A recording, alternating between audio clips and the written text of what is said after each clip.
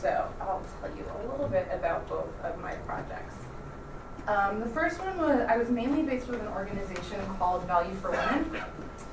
They're an international NGO that is focused on doing research and implementation of projects to help specifically women entrepreneurs and women business owners in developing countries and help kind of make the business case for women entrepreneurs. They used to be a program under Oxfam and spun out, I think, around 2008 into their own entity. So they still work very closely with Oxfam, and this was a partnership with Oxfam and an organization called the Aspen Network of Development Entrepreneurs, which is where I worked prior to IPED. So I was based in Mexico City with them for 6 weeks, working on a policy paper that was part of a larger grant project that they were working on in developing this training program that involved bringing men into women's entrepreneurship training, specifically husbands, fathers, brothers, partners, because Oxfam was finding that women were dropping out of their entrepreneurship training programs because of pressures from home. So I helped them with a policy paper over the summer. I actually have some copies in case anyone wants to read it, but I won't be offended if you don't pick up on it. It's a pretty short read. But how I got this position was, so at my previous job, I worked with a bunch of these women in Andy's Women's Working Group, and I was in Dr. S's class, project management class, and we started talking about summer things, so it got me thinking, and I reached out to 3 of the women I worked with, and I was like, hey, I want to spend my summer in Latin America working on women's entrepreneurship. I know you guys are in the field. Can you keep your eye out for opportunities that you think might be interesting? And I got lucky, and they were like, we have some things that we think will come up over the summer, and we spent the next couple of months developing what I would work on. And it was a pretty easy sell because I was funded, and I was like, do you want me to come down? You don't have to pay me. And they're like, yeah, that sounds great. And I think it's a pretty easy sell for a lot of nonprofits as well, especially on like the research and writing side. So this was the report that I worked on about engaging men and using soft skills training to help improve women's entrepreneurship, specifically focused in Latin America, and I had a cool opportunity to speak at a conference in DC on this as well. After I spent 6 weeks in Mexico, I flew down to Nicaragua and El Salvador for a project coordinated by Emory University, doing an evaluation for TechnoServe Inc. And TechnoServe is another large international NGO that's working on small business development all over the world. But this project specifically was focused on their entrepreneurial accelerator programs in Central America. Doing an evaluation, they had this kind of cool setup where they had programs in Nicaragua, El Salvador, Guatemala, and Honduras, and they did each of these kind of differently. Some of them had paid advisors for entrepreneurs, some had volunteer mentors for their entrepreneurs, so they'd set it up in almost an experimental fashion that they wanted to be able to compare programs across countries. And so Emory University put together a team of graduate students from all over the country to help go through the data that TechnoServe had collected on their entrepreneurs and go in country and conduct interviews with I want to say 60 to 80 entrepreneurs on the ground, as well as other stakeholders in the kind of entrepreneurial ecosystem in Central America. And so currently we're still processing that, even though it happened in August, and working to develop a report on kind of best practices for accelerator programs in the region. And this opportunity I found on a social enterprise jobs listserv, like a Google group. I saw it sent out, I sent in an application, they interviewed me, and that was it. If anybody is interested in getting on this listserv, I think they send out some really cool opportunities all over the world related to social enterprise and social entrepreneurship, jobs, fellowships, volunteer opportunities. So if you'd like to be added to that listserv, just give me your email address and I can send that to you. And so these are just some pictures too.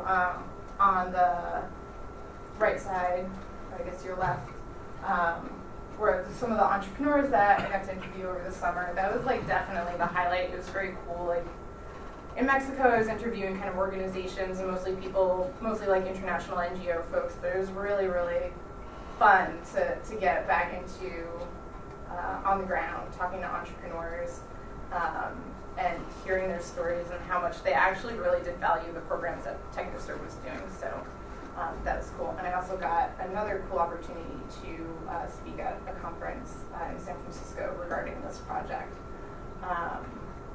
And so just like a quick note for those who might be thinking about working with an NGO. So I got funding through my Rupe Fellowship, but also I applied for additional funding through the Santander grant through GSAS, which is for folks that want to work with international NGOs over the summer.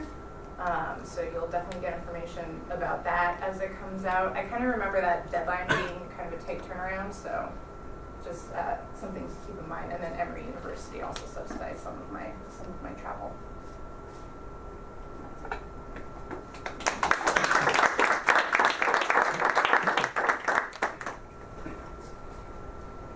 Any questions? Sorry, which was the two like organizations or fellowships that you said it was the zero already going? Right, the Rupe Fellowship through the IPED program, and then the other one was Santander through GSAS, right, Jackie? Is that Yes. There was a Emory University, who I did the research with, also funded some of my travel. Dana, since this is a Latin American state, did you need Spanish, and what level did they require you? So when I was in Mexico, no, actually. Most of the people who I was there with spoke English. It was like a very international community. But for the project in Central America, yes, all of our interviews were conducted in Spanish. All of the on-the-ground staff of Technoserve were Spanish speakers, so it was necessary. And that was made clear in the application as well before. And I speak Spanish. Okay, great, thank you. All right, next up we've got Gary. He's going to be going old school and yeah, sorry, I don't have a PowerPoint today. right on the board. So. Yeah, I'll just, yeah,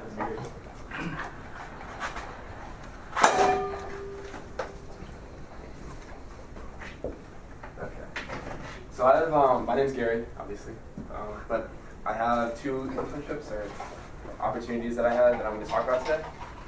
So the first one I'm going to talk about is a Morgan Stanley internship that I had. It was basically sort of like, it was like a 10-month program that I had. I started in December 2015 of last year. I was working in their finance department dealing with transfer pricing. So I don't know how familiar you guys are with transfer pricing, but we'll do like a simple example, I guess, to sort of show you. Basically, transfer pricing is determining the markup that you should charge to subsidiaries that different, I guess, entities in different countries that help out on projects or provide services to, you know, an individual working on a project in another country, what you should charge them for the sort of markup, the services that they provide, in order for the taxing authorities in each country to sort of get the revenue that they feel they deserve. So, simple example would be, say, Morgan Stanley has traders sitting in the UK who are, you know, placing trades, making profit and loss, and basically they're booking all of these trades in the US. And say also in Canada, you know, there's like an IT subsidiary entity who's also providing some sort of, I don't know, research or insight or some sort of program that they're using. So, you know, they're providing a service to the traders. You know, they're not, Morgan Stanley isn't necessarily charging, I guess, the UK and the Canadian company. They don't, because they're part of the same organization, but they need to, for taxing purposes, sort of charge them. So they, you know, charge a fee.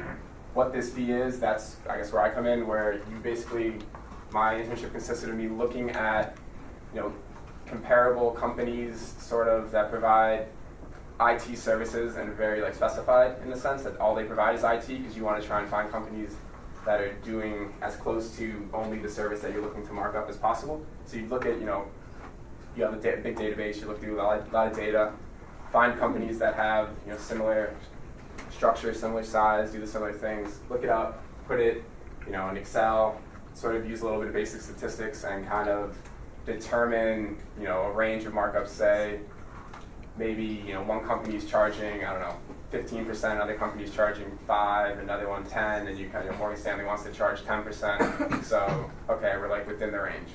And then once you do that, kind of have a lot of reports that you do that you are basically sending out to like the IRS and taxing authorities if they require them to sort of justify why you did that. So that was sort of the work that I would do, writing up reports, doing a lot of, I guess, sort of analysis, looking a little bit of financial analysis as well, looking at what the markup is, PBT, profits before taxes, and then sort of determining what they're marking up based off that. I got the internship through actually an alumni who was in the program as well. So definitely take advantage of those resources. I feel like that's the best way to sort of obtain internships in a sense. Applying online, unless you're doing, I guess, like applying to government jobs. Definitely, government jobs is pretty much only applying online, but it still helps to know people as well. But I'd say definitely for private companies, you're looking at mainly banks and I guess hedge funds or whoever. You should definitely at least know someone or try and work with an alumni or something. It definitely helps a lot. But yeah, it was a paid internship, which is always nice. Paid $25 an hour, so rent's pretty astronomical in New York. I'm sure you guys know, so definitely helped out. My current internship, work for the government, they don't pay anything, so it's always nice. But yeah, and the position I kind of already left, so they kind of already filled it is the thing, so I couldn't really help, I guess, in that way. I would say, apply online. I know there's other transfer pricing internships if you guys are possibly interested in that. I saw like some emails that were sent out for like EY and KPMG and different other companies. I would definitely take advantage of that. So we have some alumni working there. Also, I worked, the transfer pricing I did was sort of only, focusing on Morgan Stanley. It was like an internal type of thing, and if you work for, like a big four kind of accounting firm, you'd be dealing with a broad range of companies, so it might be a little bit more interesting than just, focusing just purely on Morgan Stanley, the company. You get to kind of look around a little bit. So that's, I guess, pretty much the Morgan Stanley side of things. So my next internship is my current internship that I'm in. It's working with the United States Securities and Exchange Commission. I work in the Office of Compliance, Inspection, and Examinations. Mainly I'm dealing with municipal advisors. So I don't know how much you guys know about municipal, the municipal market, but municipal bond, basically, local, state, or government organizations looking to raise funds to build like a school or a new road or something. They basically will contract someone called a municipal advisor who helps them sort of price, what the issue should be. And then they also have someone, an underwriter, who will either buy all the bonds from the issuer and then sort of sell them to their own clients themselves, or they'll do like a competitive offering where they would bid on them. So basically, at the SEC though, it's doing a lot of making sure that the issuer, the state or local government, isn't getting taken advantage of by, an underwriter or a municipal advisor. It's making sure, municipal advisors are registered with, they're following all the rules and regulations that they need to, that they're not, everything they do is in the best interest of the issuer and not in the best issue of, say, I don't know, a lot of times in different companies, like big banks especially, they could work as the advisor and the underwriter at, different points. You're not allowed to work as the advisor and the underwriter on the same deal. That's a deal breaker, obviously. You can see where conflict of interest would arise. So, making sure that, looking at things like that, making sure that regulations are followed, going in and kind of doing my own pricing analysis, seeing if they price the bonds correctly. You can go on different databases and sort of look up other issuances and see, did they do the best job they did given the available data? If I can go on and find comparable bonds and show that the markup, or the yields that they were charging, the prices are completely different than what was in the market at that time. Obviously, they probably did something wrong. Looking at a lot of emails between traders and the underwriters, kind of going through and seeing, oh, did they say like, oh, these are very cheap and stuff. So get a lot of confidential information you get to deal with, which is pretty cool. You get to see sort of the inside of how traders and underwriters and how it all works together and how they kind of come to issue different bonds. But definitely a cool thing, I would say. For that, especially just apply online. That's basically what I did. They offer internships in all throughout the year. So basically now I'm doing kind of like the fall internship. So it's usually like a 10 to 12 week program. I think right now we're in the midst of interviewing for like the spring, like the next semester kind of internships, but definitely for the summer. That'll probably be coming around. If any of you guys are interested, you can apply online to that. You can also apply to multiple positions. I know I did. You can interview with different groups, because different groups will sort of pick who they would want, and you can be interviewing for 3 to 4 different groups and positions at the same time, so that kind of increases your chances as well. Any questions? Actually, I have a comment to throw into the mix, because I kind of just came from that world in working sense. If any of you guys are interested in work like that, you mentioned like EY and Accenture. They not only all have like special federal services divisions that are usually based out of Washington, but they have like management consultant development programs. So what I've heard is if you throw your resume into the pile cold, you'll get nothing. But if you use LinkedIn and similar to network with like an MD or higher, and you can get that person to refer you, it's a great way to get your foot in the door. Yeah, definitely. Like, look for Fordham alumni or people who maybe gone through the same program and kind of talk to them first. I know we have a lot of alumni, especially with EY. If that is anything that interests any of you guys. So. Great. Awesome. Thank you. Thanks, Gary.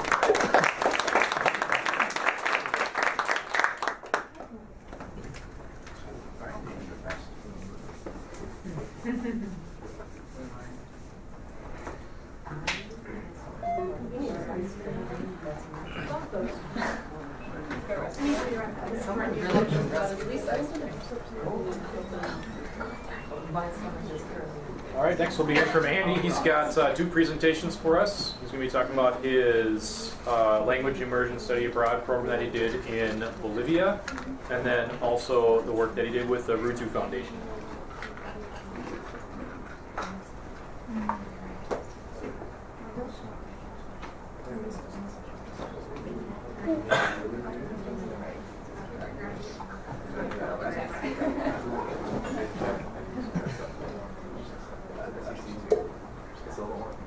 All right. Hello, everybody. How are you doing? For those of you who don't know me, my name is Andy. I'm a second-year IPED student, and I spent my summer in Bolivia. I actually did 2 things while I was in Bolivia. For the first half of the summer, I was studying Quechua with a LISA Language Immersion Study Award, and then for the second half of the summer, I was doing an internship for an NGO based in Amsterdam called the Rutu Foundation.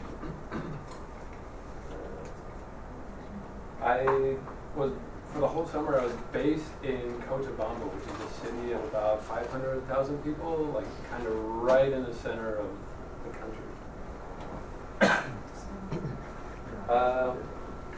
Quechua Simita Chacuna, about learning Quechua. I studied Quechua for 6 weeks at an institute called the Centro Misionero Merino in America Latina. They teach Quechua, which is the most widely spoken Native American language, Aymara, which is another Native American language, and Spanish. You learn for 20 hours a week for 6 weeks at a time. And the classes are really well done. It's one-on-one with a teacher, and you usually have 2 teachers for 4 hours a day. You have 2 hours with one teacher and 2 hours with another teacher. And they really prefer that you live with a host family. And if you do a visa, you have to live with a host family. So I was really lucky and ended up living with a host mom and a host grandma who spoke Quechua, and 2 host brothers who didn't. But I got a lot of practice with Quechua at home, which was really lucky. Imaraku Quechua simita yachakuita munahani. Why did I want to study Quechua?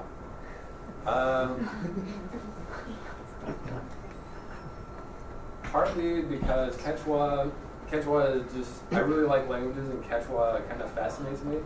It has mandatory evidential markers. So evidential markers are a grammatical feature that tells the listener how the speaker knows what they're saying.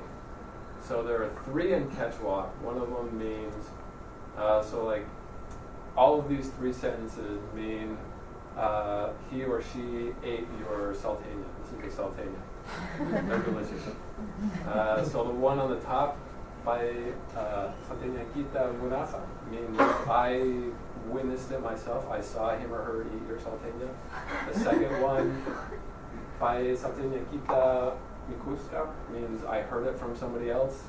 And the last one, by salteña quita mi cocacha, means I deduced from the evidence that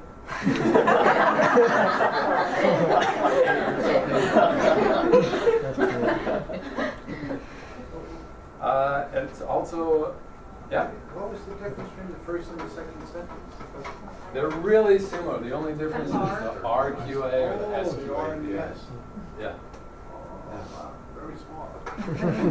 And So the R means you've seen it yourself, and S means I heard it from somebody. yeah.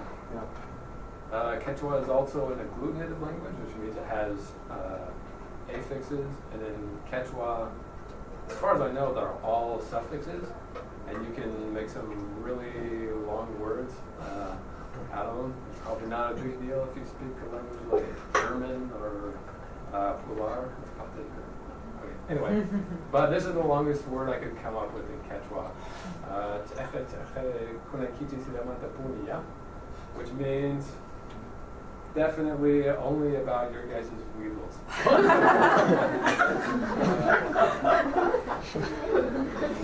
Not the easiest one to slip in a conversation.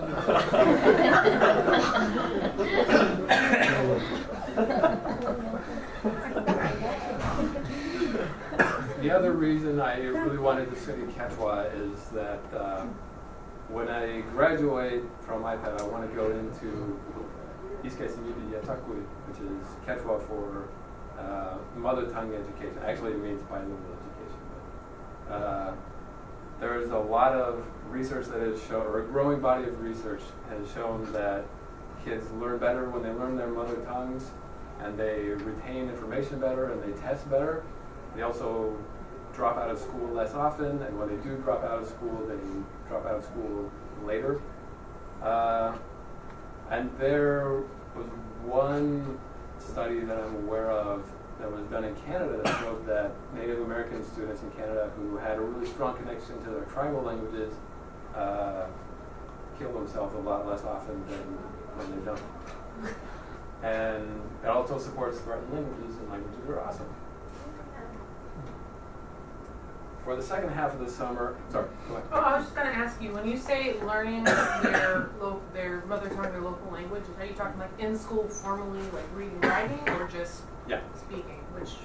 Well, I mean, it depends on the school, but the ideal, from the things that I've read, is the ideal is that kids will learn everything in their mother tongues for 6 to 8 years, and then slowly transition into another language if they're native speakers of minority languages.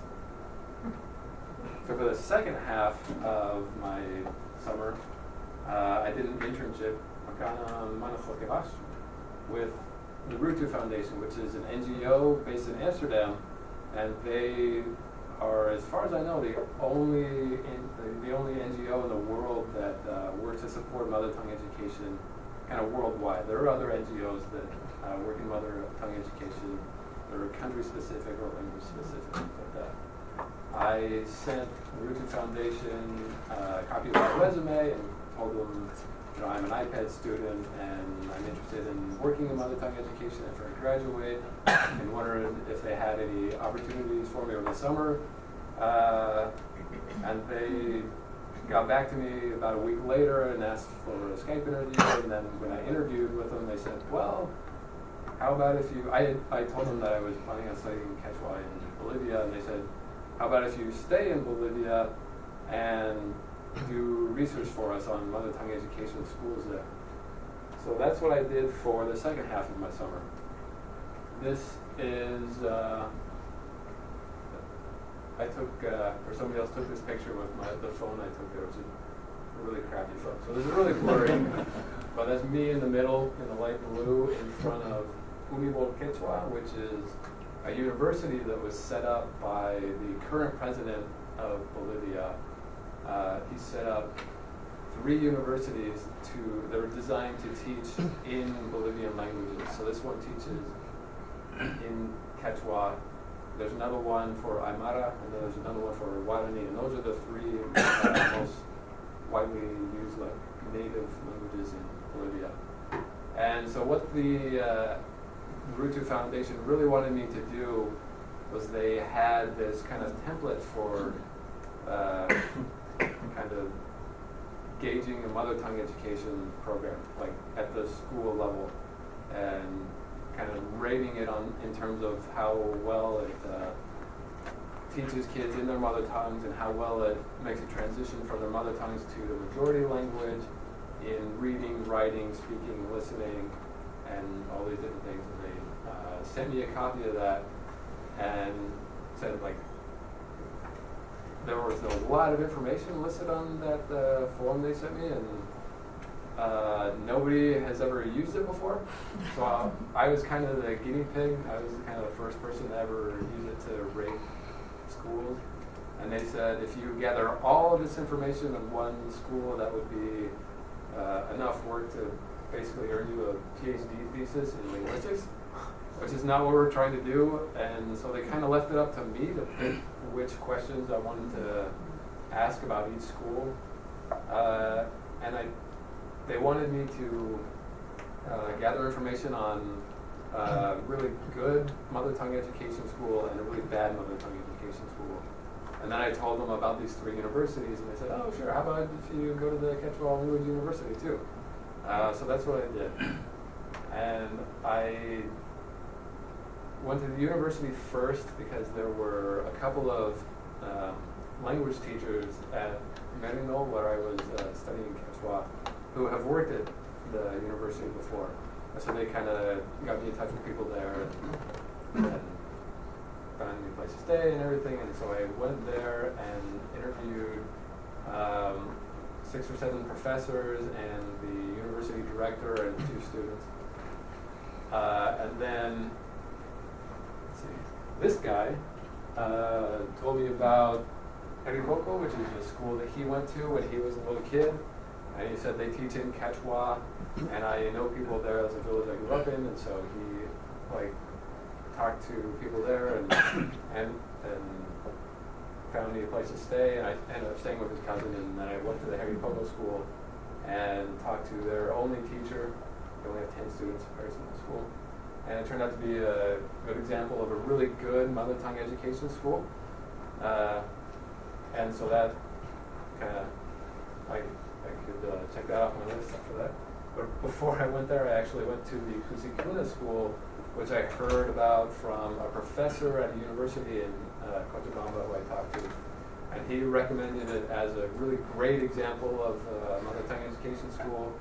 And I went there and talked to teachers and students and the principal, and it turned out to be a really good example of a really bad mother tongue education school. And when I got back to the U.S., I wrote up my reports on each one of them and then emailed them to my boss with the Rutu Foundation, and then we have Skyped, and they also wanted me to gather information on Bolivia Wanyapisini Tayekuna, which is Bolivian language rights in the Constitution. And I got kind of lucky on that too. There was a guy working at the place I studied Quechua who had a book in Spanish, which I don't really speak or read, but on language rights that are enshrined in the Bolivian Constitution. And so I went through that and found an English English language copy of the Bolivian Constitution online, and put all of those articles of the Constitution together in a list and sent that to the foundation. And so that's about it. You guys have any questions? Yeah. How did you balance your time between doing a Lisa and an internship? I did one, then the other. So How long did you spend doing the internship? How much time did you spend? while I was in Bolivia, it was about 6 weeks. And then another 6 weeks for the Lisa? Or did you do it simultaneously? I did the Lisa, then my internship. Okay. Yeah. What was the name of the language scholarship you received? It's called a LISA, so it's a Language Immersion Study Award. Great. Donna, that was you. All right, and I did get a Santander for my internship for the second half of it. So, all right. Bye. Thank you. All right, next up is Hillary. She's going to be talking about South Africa. Oh yeah.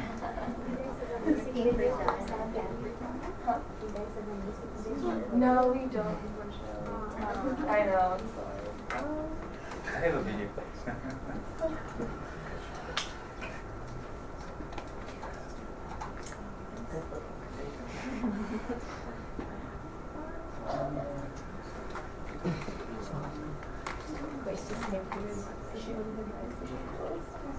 I was in shock. It's so formal. That makes sense. I was wondering about that. Hi guys, I'm Hillary. I was a part of this group that went to South Africa in August. So basically the purpose of the program is to learn about the South African economy. Their primary task is to be able to present investment perspective analysis on the country, whether or not you think it's worth investing in, like what kind of industry you would do. So to prepare you for that, you take a course at the University of Victoria, which is taught by Dr. S. You learn how to pull data, and then how to plot trends, do forecasts. You'll work in teams, and then you're also kind of not only looking at South Africa but other BRIC countries. You also look at the US and the UK. To supplement the course, we also went to various site visits. So we cover a lot of government organizations. We heard from the Reserve Bank, the National Treasury. We heard from one of the labor unions, the National Union of Metal Workers of South Africa. We got to go to the stock exchange, Standard Bank, so you get all these perspectives on kind of how everyone feels the economy is going, and also their kind of forecast predictions for what they expect in the coming months and years. And then we also get to do fun stuff too. So the first side trip we went to, I think, was in Cape Town. And we got to go to Robben Island. We saw where Nelson Mandela stayed when he was in exile. We went to, we went to like a vineyard. We got to see the Cape of Good Hope. A lot of visits over the few days, and then we came back to Pretoria, which is where we stayed most of the time. And we got to have a lot of braais, which are barbecues. A lot of food, mainly meat. And then we went to museums. The Boer Trucking Museum was one of them. We got to visit Soweto, which is a township in or near Johannesburg. So that was all fun too. We also take the class with a lot of UP students, University of Victoria students. So you get to talk to them as well. And a lot of. Was Carlos there? Huh? Was Carlos? Carlos was there. This is where I met Carlos. He's very great. You went good. And then last but not least, we get to go on safari. So that's always the highlight. Everyone really likes cheetah. We got to give the cheetah water, so everyone looks forward to that. And you do that for a couple of days before you come back and return home. So yes, really good experience. If you're interested, you can submit an application. And then similar to the Philippines process, you're gonna also have to do an interview and then prepare to leave in August. And our scholarship's available for most students, I think. I don't know if it's changed or not, but usually there's scholarships available for everyone. That's it. Any questions? Sorry. What are the dates of it? The dates for the whole program? Yeah. We went, I think we went on the 8th, Yeah. and it was 3 weeks long. Okay. So we came back to the end like 29th, 28th, yeah. Yep. What kinds of work does it Um, involve after you're finished when you come back? When we come back. Is there any reports to submit? No, we just have the one paper for the whole program, and you would submit that before the safari, so they kind of get all of our coursework out of the way. Yeah. Yes. Do you remember what the cost of the program was in total? That's a good question. I don't know. The program fee was $2,500, Yes. and then you have to pay for your airfare. Yeah, Right sorry. now it's maybe $1,100, but the program fee takes care of lodging and most of your meals, not lunches, but Yeah. take care But of it's, everything. you don't really spend as much on like a daily basis or anything. But yeah. And the flights, I think we bought them, they range depending on how far ahead, so they were anywhere from like 1,200 to like 1,700 round trip. So, yeah. Anything else? Thanks pictures. Huh? Thanks pictures. Oh, thanks. Andrew did it, sorry. So is David here? No. Or Yi? Maybe it'll show up. All right, well, we did time it right then. So, thank you guys. I guess that's it. We'll have to hear from David and Yi on some other night, but it's 12 o'clock. If I could just get some of the people's help to clean up before we get to class, that'd be great. And I see you're volunteering, Mike. Thank you. All right. Thanks, guys. Many hands make light work.